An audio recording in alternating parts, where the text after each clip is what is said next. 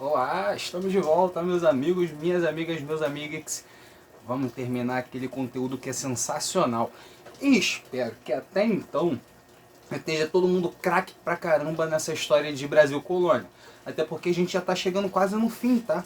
A história do Brasil, da apostila 1, ela vai chegar no fim da colônia daqui a pouco, já no próximo capítulo praticamente.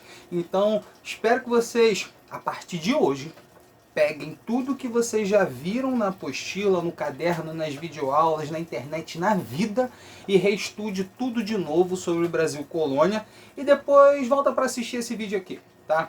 Não assiste esse vídeo sem antes fazer uma revisão. Bom, se bem que você já vai estar assistindo esse vídeo, porque para saber dessa informação vai ter que ver esse vídeo. Então deixa pra lá. Quando acabar esse vídeo, faça uma revisão de tudo aquilo que a gente já estava falando, beleza? Porque hoje a gente vai terminar aquele assunto que é sobre a expansão, a formação das fronteiras coloniais lá do interior do Brasil, aqui do interior do Brasil no caso. Vocês já perceberam que os assuntos que a gente trocou ideia na última aula foram assuntos que estavam relacionados sim com a expansão da fronteira da linha do Tratado de Tordesilhas. Lembra disso? Lembra que a gente trocou uma ideia sobre a pecuária, a importância da pecuária, como veio, como surgiu, onde comem, para onde migram no inverno? A gente falou sobre isso tudo. Falamos sobre a extração das drogas do sertão, que foi fundamental para a expansão das fronteiras da linha do Tratado de Tordesilhas, lá na região norte, entrando pelo rio Amazonas adentro. E a gente falou sobre eles, o grande mito, os bandeirantes. A atividade dos bandeirantes, que também foram sensacionais e fundamentais para essa expansão da linha do Tratado de Tordesilhas. Sensacional, mas vocês estão sabendo, né? A atividade bandeirante não era nada simpática, não era nada legal. Na verdade, eu inclusive expliquei em que momento e por qual motivo eles entraram para a história como heróis. Por isso que eu falei agora há pouco que era um mito, tá bom? Tá tranquilo? Tá suave? Agora a gente já vai falar sobre uma série de relações diplomáticas entre Portugal e Espanha. Porque não há praticamente mais ninguém interessado nessas fronteiras além de Portugal e Espanha. Os dois, desde a expansão marítima, estão disputando territórios. Estão disputando, inclusive, antes da expansão marítima, territórios lá na Península Ibérica. Antes de Portugal ser Portugal e Espanha ser Espanha, eles já disputavam territórios nas fronteiras europeias deles. E quando começa a expansão marítima, os dois eles acabam sempre buscando uma rota própria deles em direção ao comércio de especiarias lá no Oriente. Tá lembrando disso tudo? Né? Quando eles conseguem descobrir as Américas, quando eu digo eles, eu digo Cristóvão Colombo, o genovês que navegou pela Espanha. Chegaram nas Américas em 1492.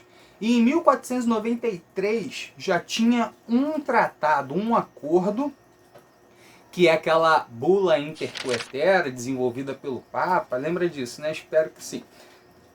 Que é aquela bula intercoetera desenvolvida pelo Papa. Espero que você lembre, tá?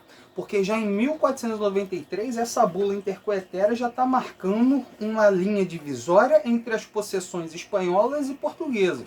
A gente sabe que não durou muito tempo, porque no ano seguinte veio sim a confirmação da nova fronteira que vai passar por onde hoje é a América do Sul, tá? Que é o Tratado de Tordesilhas, em 1494. Esse acordo, esse tratado falava assim, vou repetir pela 8ª vez, hein?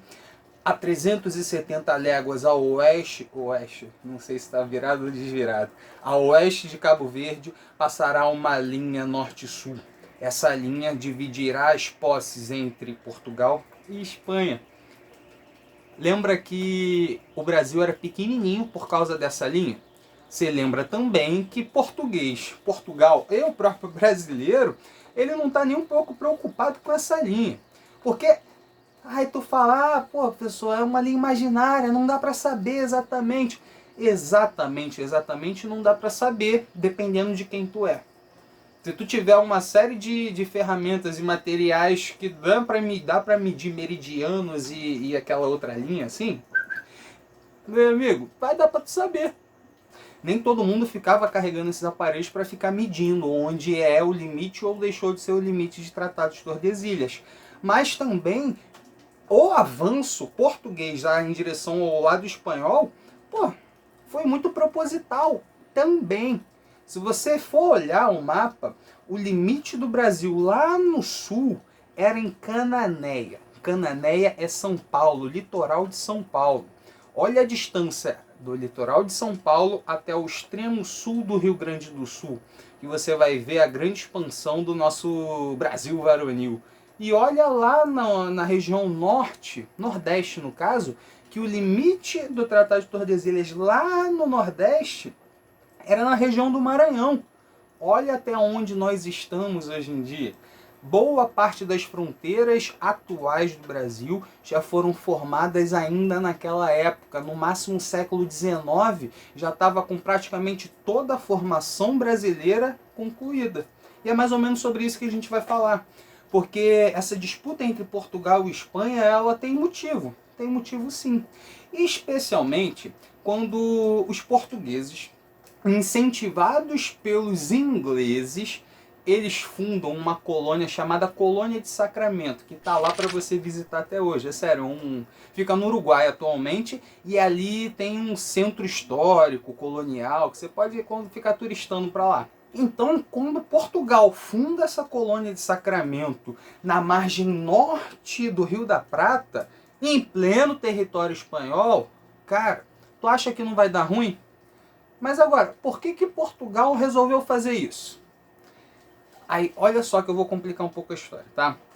O Rio da Prata é um importante rio que liga a região mais rica da América do Sul espanhola, da América Espanhola, que é o Peru, em direção ao Oceano Atlântico e aí mundo afora. O Rio da Prata é uma das principais entradas do coração da América do Sul. Botou isso no coração? Botou, né? Ali na entrada do Rio da Prata tem Buenos Aires, a maior cidade daquele período. Já no século XVII, já no século XVIII, na entrada do Rio da Prata era um maior território, mais dinâmico, aquele que tem mais gente, que tem mais importância por causa do Rio da Prata. Aonde que Portugal vai criar a colônia de Sacramento? Na margem oposta, do outro lado. Tanto que os portugueses falaram assim: os espanhóis dormirão, mas acordarão convosco em sua janela. Eles hão de aguentar. Vai dar certo? Por que Portugal fez isso? Porque o governador do Rio de Janeiro, que foi ele que liderou essa missão em direção ao sul, por que ele fez isso? A ideia inicialmente era fazer algo no litoral sul do Brasil, onde hoje é o Brasil, tá? Ali Santa Catarina para baixo. Mas conforme a navegação foi explorando esse território, eles repararam que ali entre a região onde é Laguna, em Santa Catarina, até Punta del Este, lá no extremo sul do Uruguai, é uma linha reta, é uma praia de linha reta, que por sinal é uma das maiores ou o maior litoral retilíneo do mundo. Não tem nenhum lugar com maior uma linha reta na praia do que esse lugar. São 600 e poucos quilômetros. Isso significa que você não tem um porto, não tem uma baía, não tem uma reentrância no litoral que seja tranquilo para você ancorar e dominar. É perigoso, tá? Então, onde que eles tiveram a solução? Pô, vamos botar do outro lado de Buenos Aires. Buenos Aires está de um lado, vamos atravessar o Rio da Prata do outro lado de Buenos Aires. Isso foi incentivado pela Inglaterra, tá? Porque a Inglaterra, tendo plena consciência de que o Rio da Prata era importante comercialmente, ela fazia contrabando. Contrabando com produtos espanhóis, contrabando no território espanhol. Então nada como você incentivar um inimigo espanhol em criar uma colônia na entrada do Rio da Prata para ela ser utilizada para o contrabando inglês como um entreposto. Então, ó, tá tudo interligado, tá tudo conectado. Tá fazendo sentido? A colônia de Sacramento ela foi um dos maiores desrespeitos ao Tratado de Tordesilhas. Foi cara de pau, especialmente por causa de Buenos Aires que eu contei. Mas já em 1681, um aninho depois da fundação de Sacramento, a Espanha, ela, em momento algum, ela se demonstrou confortável com essa situação. Tanto que Sacramento foi e voltou. Portugal e Espanha pelo menos umas 3 vezes, 4 vezes. E os ataques espanhóis a essa colônia, eles eram constantes. Em 1681, com o apoio da Inglaterra, Portugal assina um acordo com a Espanha para confirmar a posse da colônia de Sacramento. Olha só a Inglaterra peitando a Espanha, falando, aqui não, mesmo sendo território espanhol. E Portugal se aproveitando disso, né? Isso que é maneiro. Mas esse é só um dos primeiros acordos. Se você for fazer a conta do que está na apostila e do que eu vou falar, tem mais ou menos 1, 2, 3, 4, 5, 6, 7 tratados, 7 acordos de fronteiras no Brasil. Então, já guardou o primeiro? Tá tudo na apostila, não se preocupe em querer memorizar data, memorizar nome. O importante é você focar que as fronteiras da América Espanhola e Portuguesa estiveram em disputas constantes. Mas aí eu vou complicar mais, porque eu vou botar a França no meio. Lá no extremo norte do Brasil, não sei se já ouviram falar de um estado chamado Amapá. Lá no Amapá faz fronteira direta com a tal Guiana Francesa. No século XVIII, iniciozinho do século XVIII, 1700 e cadinho, essas fronteiras entre Amapá e Guiana Francesa, elas não eram algo confirmadas ainda.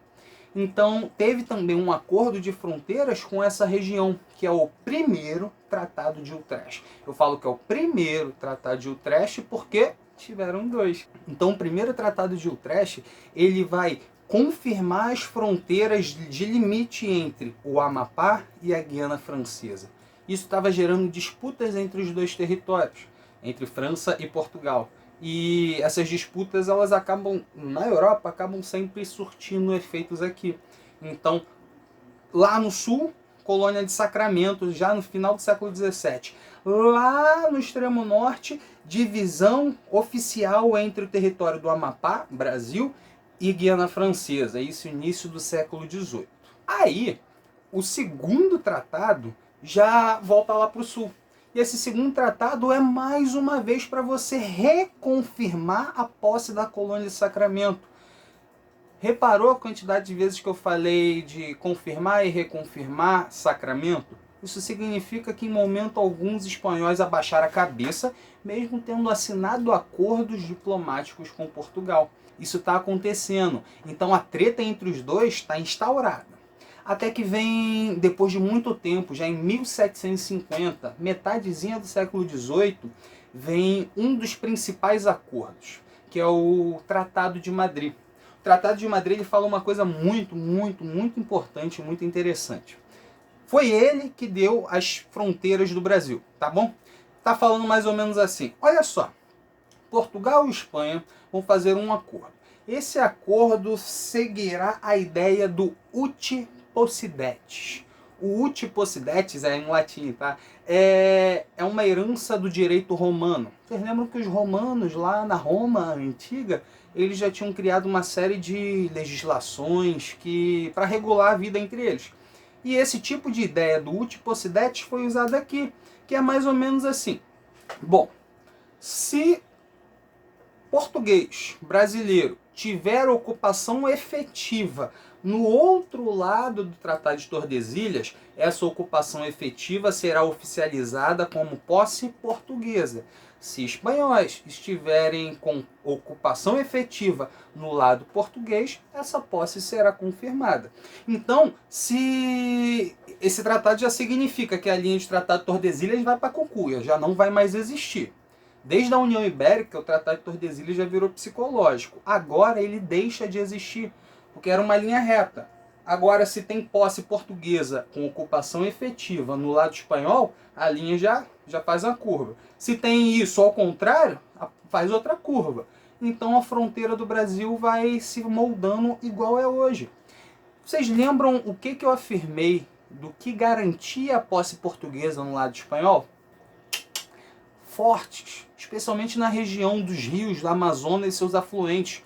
Eles entravam, botavam um forte, forte armado, soldados, canhão, isso é o que mantinha a posse. E isso está rolando. O Tratado de Tordesilhas, o Tratado de Madrid, ele vai começar a seguir essa lógica. Ah, ele tem ocupação efetiva portuguesa? Beleza, então ali agora é América Portuguesa. Tá fazendo sentido esse tratado?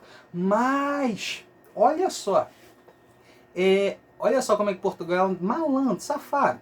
Nesse Tratado de Madrid ainda, além do conceito de uti possidetis, a Espanha falou assim, Portugal, você quer confirmar as fronteiras de ocupação efetiva? Beleza, eu quero a colônia de Sacramento para mim. Aí Portugal falou assim, ah, você quer a colônia de Sacramento para você, né? Beleza, então eu quero os 7 povos das missões para mim. Olha só a história dos 7 povos das missões. Os 7 povos das missões são 7 povos, são 7 cidades. Cada uma com pelo menos 5.000 habitantes indígenas do povo Guarani. Lembra que eu contei a história sobre os Tupi-Guaranis? Lá, aquela aula dos indígenas. Volta lá, pausa e volta naquela aula se der. Lá naquela aula dos indígenas eu contei sobre a história dos Tupi-Guaranis, que começaram um processo de migração procurando uma terra sem males. Os tupis foram para um lado e os guaranis foram para o outro, em direção ao sul, onde hoje é Paraguai, Uruguai, Argentina e a região sul do Brasil, que é o Rio Grande do Sul. Esses povos guaranis, eles começaram a ser aldeados em missões jesuíticas espanholas e formaram 30 povos. Os 30 povos das missões, sendo que desses 30 povos, 7 deles estavam onde hoje é o atual Rio Grande do Sul. E esses 7, que estão numa margem do rio, que divide Uruguai, Paraguai e Brasil, esses 7 povos vão ser exigidos por Portugal. Tá tranquilo? Então contei de leve a história desses povos. Quem são os 7 povos? O que comem? Onde vivem? Mas o que importa é, esses 7 povos das missões, eles são comunidades riquíssimas. Eles têm gados, dizem que eles tinham cerca de 30 milhões de cabeças de gado. Tem noção do que é isso? 30 milhões? É mais do que, sei lá, esses frigoríficos muito doidos que vendem carne ruim. Então, 30 milhões de cabeças de gado. Eles tinham ervais gigantescos, plantação de erva mate. Erva mate, o negócio do chimarrão, é um negócio comum pra caramba na região sul. Eles tinham uma produção agrícola comunal, sim, mas era extensiva, eles produziam muito, eles produziam couro, eles produziam arte, arquitetura, música, tinham igrejas gigantescas, lindas demais, a metalurgia desses povos era praticada de uma qualidade impressionante, era um lugar muito bom para você viver. Portugal não queria os 7 povos das missões em troca da colônia de Sacramento para deixar os jesuítas e os indígenas lá não. Tá? Tanto que a própria Espanha já olhava com desconfiança essas missões jesuíticas, porque os jesuítas eles devem obediência a quem? Ao rei ou ao papa? Ao papa. Tanto para a Espanha quanto para Portugal, aqueles povos vivendo quase que uma vida exclusiva deles era uma ameaça ao domínio dos reis, tanto de Portugal quanto da Espanha. Então é mais ou menos esse o contexto dos 7 povos das missões. E foi em troca desses 7 povos que Portugal concedeu a colônia de Sacramento. Esse é o Tratado de Madrid ainda, tá? Mas temos um problema. 7 povos da missão passa para Portugal. Portugal tá afim de dar uma colonizada nessa região com uma galera, com os casais do Açores. A ilha de Açores, lembra? Comentei umas aulas atrás. Sendo que para você botar esse povo lá, você precisa tirar aqueles indígenas e aqueles jesuítas dos 7 povos. Olha só a ideia, vê se tem como dar certo. Portugal, depois da posse, falou assim, os senhores têm apenas 6 meses para se retirarem e deixar todas as terras vazias. Reparou a quantidade de coisa que eu falei que explica como eles eram relativamente ricos e desenvolvidos? Tu acha que eles, que são pelo menos uns 30 mil habitantes, no máximo, entre 20 e 30 mil habitantes, tu acha que todos eles vão falar assim, ah, tá bom, valeu, daqui a 6 meses eu vou sair, tranquilo, vou procurar outra missão para eu morar? Óbvio que não. Alguns vão falar, não, ó, eu não quero lutar, não quero nada, eu vou embora. Tá? Alguns falaram isso, jesuítas, alguns indígenas, mas muitos outros falaram, não, bala nos portugueses, bala nos espanhóis, não tem essa não vou sair daqui não, pô, aqui é meu. Vê se tá escrito o nome deles aqui. Não, tá escrito o meu nome, então eu vou ficar aqui. Isso vai gerar uma situação que vai ficar conhecida como as Guerras Guaraníticas. E tudo vai começar, e tudo começou há um tempo atrás. Aonde? Na Ilha do Sol? Não. Vai começar ali com uma viagem de expedição de cientistas portugueses para reconhecer o território. Então eles vão mandar topógrafos, engenheiros, astrônomos, até astrônomo foi enviado. Foi uma comitiva de mais ou menos 300 e poucas pessoas para conhecer aquele território. Sendo que nessa comitiva, os guaranis dessas missões eles já atacaram. Mataram 240, fizeram 74 prisioneiros. Se isso não é declaração de guerra, eu não sei o que é. E de fato, virou uma declaração de guerra, tanto que assustou os espanhóis. Os espanhóis e os portugueses juntam um exército para mandar bala nos 7 povos das missões. Vai dar certo? Vai, pô. Pior que vai. Mesmo tendo um líder indígena chamado Cepé Tiaraju. Cepé Tiaraju, ele era bem pelego, tá? Tanto que ele usava roupa de europeu, ele era alferes. Alferes é o militar, que é abaixo de tenente. Ele era o famoso pelegão, mas ele não deixa de ser indígena. Ele é um indígena cristão, ele ama aquele povo, ele ama aquela terra. E ele vai falar assim: iremos atacar esses brancos safados. Cada um pegue sua arma. Eles já tinham vencido os bandeirantes há um tempo atrás, em 1641, numa batalha chamada Batalha de Imbororé. Uma das maiores derrotas que os bandeirantes passaram, tá? Aí depois dessa batalha de Imbororé, a história com relação a essas missões foi crescendo, foi se expandindo. Tranquilo? Quando a guerra vai estourar mesmo, é o Cepé Tiaraju, aquele líder que eu acabei de falar, que vai puxar o bonde e falar: não esperaremos eles avançarem até nossas terras, atacaremos ainda no caminho. Quando eles foram atacar, porra, eles de cavalo, com lança, com espingarda, com arco e flecha, os caras tinham tudo, tá? Aí o Cepé Tiaraju mesmo tava puxando o bonde, sendo que o cavalo dele, já perto das tropas portuguesas e espanholas, porra, torceu a perna, ele saiu capotando. Quando ele caiu, já tinha meia dúzia com uma lança em cima dele, aí já foi um e pum, já deu uma espadada no peito do cara, sendo que ele estava vivo. Aí um dos líderes do exército foi, já deu um tiro. Cortaram a cabeça do Cepé Tiaraju, levaram para a cidade mais próxima para mostrar o que estava acontecendo. Cepé Tiaraju, no sul do Brasil, ele é uma figura importante. Tanto que na apostila de vocês tem uma imagem de uma estátua deles. Tá? Essa foi a Guerra Guaranítica. Mas olha só, os guaranis vão perder, os jesuítas vão perder. Mas antes eles soltam todo o gado. Soltam e matam. Soltam uns, matam outros. Destroem todas as plantações tacando fogo. As maiores construções, como as igrejas e tudo que tiver de riqueza, eles jogaram fora em rio, tacaram fogo, eles destruíram a missão inteira. São 7 missões, cada missão é uma estrutura de uma cidade grande. Todas elas foram destruídas. Mas eles foram embora. Os portugueses chegaram e falaram assim: ué, acabou. Acabou. Tanto que depois desse momento, acaba em 1756. Em 1761, alguns aninhos depois, Portugal, chateado com toda aquela situação, vilipendiado, ele conversa com a Espanha para assinar outro acordo, que é o Tratado de El Pardo. Tratado de El Pardo de 1761 cancela o Tratado de Madrid. Tem noção do que é isso? Ou seja, Colônia de Sacramento volta para Portugal, 7 povos das missões volta para a Espanha, e as fronteiras todas voltam para o Tratado de Tordesilhas. Acabou o Tratado de Madrid, o mais importante. Mas o tempo passa. Não acaba isso. As relações entre Portugal e Espanha conflituosas ainda permanecem. Em 1777, eles assinam um novo acordo de territórios. Esse é um momento onde a Espanha já tinha dominado a ilha de Santa Catarina, que é em Santa Catarina.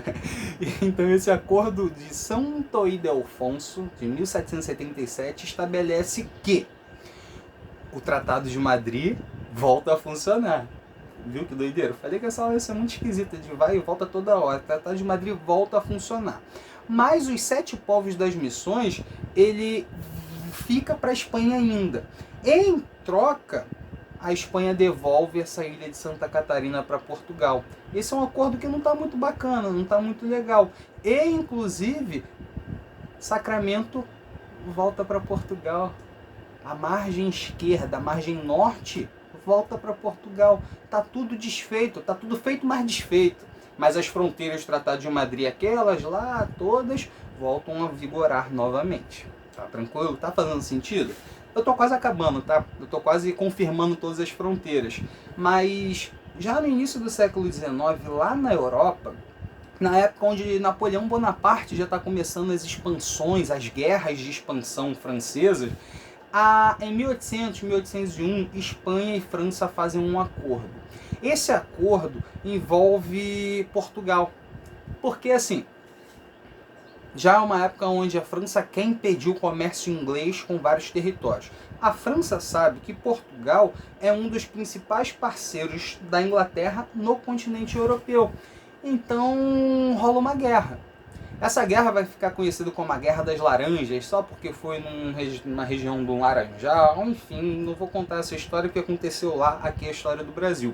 Mas o foco é o seguinte: Portugal perde essa batalha, Portugal perde essa guerra e a França faz exigências a Portugal, e a Espanha se dá bem também, tá? A Espanha vai ganhar um território, vai reconquistar um território chamado de Olivença, bem na fronteira Espanha-Portugal. A França vai falar assim: isso tudo é no Tratado de Badajoz, tá? 1801, Tratado de Badajoz. Nesse tratado, esse território Olivença vai para a Espanha e a França fala assim: Portugal, a partir desse momento você está proibido de fazer comércio com a Inglaterra. Professor, esse é o bloqueio continental de 1806. O bloqueio continental de 1806 fazia essa proibição da Europa de comercializar com a Inglaterra, ainda bem que vocês lembraram. Mas essa história que eu estou contando agora confirma que, desde antes do bloqueio continental, Napoleão tinha preocupação de atingir o bolso inglês, impedindo o comércio, tá? Fez sentido agora? Tranquilo. Então, volta pro acordo. Então Portugal ficou proibido de fazer comércio com a Inglaterra. E Portugal ficou obrigado de pagar uma indenização à França. E Portugal perde metade do Amapá. Lembra o Tratado de Utrecht de 1713? Então, desceu mais. Metade do que era o Amapá passou para a Guiana Francesa. Mas nesse momento já há a grande resolução das linhas de fronteiras no extremo sul, que é com relação aos 7 povos das missões, que é Rio Grande do Sul, Sacramento, fica para a Espanha mesmo, que hoje é o Uruguai. Então toda essa história que eu contei hoje, é tratado, é ano, é nome, vai e volta toda hora, é só para essa confusão toda não precisa pegar, porque é confuso, é difícil, precisa assistir essa aula e ler essa matéria milhares de vezes até você ver sentido nisso que está acontecendo. Mas o que importa é vocês guardarem no coração que ainda no período colonial as fronteiras brasileiras foram formadas muito por tretas entre Portugal e Espanha, com participação da Inglaterra, com participação da França. Tretas europeias, como essa última que eu acabei de contar, influenciaram na formação das fronteiras no Brasil. Então, o período colonial já é um período onde o Brasil está ganhando cada vez mais a cara de Brasil. Muito por causa de tudo isso que a gente falou nessas 2 aulas da semana. Meus amores, pratiquem. Não se aproveitem da procrastinação, levando em conta que não tem que ir para a escola, não tem hora para acordar. Não tem que ir para a escola, vou estudar para o Enem para quê? Para que tu vai estudar para o Enem? Não é para mim. É por vocês e pelos seus pais. Se vocês acham isso importante, então guarda essa mensagem, porque ela é de muito bom grado, vindo de mim, de toda a equipe do Futuro VIP, que tá todo dia trabalhando pra caramba. Pela gente, por vocês. Meus amores, beijo no coração, divirtam-se.